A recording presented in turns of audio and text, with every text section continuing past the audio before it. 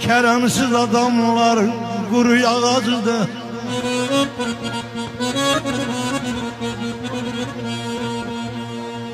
Keremsiz adamlar kuru ağacıdır. Kaçıp kölgesinde durmağa değmez.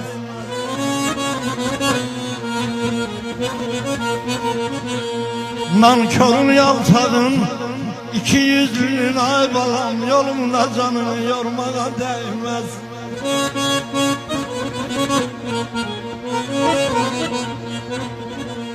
Göğü söyde, göğü söyde, zalağı vursan almanı, elbette söyde çevirler tamı. Gedani eyləsəm dünyanın sultanı, təxtinə min zinət vurmağa değmez.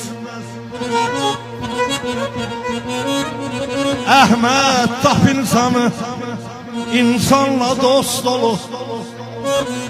Rəsmi dəqiq.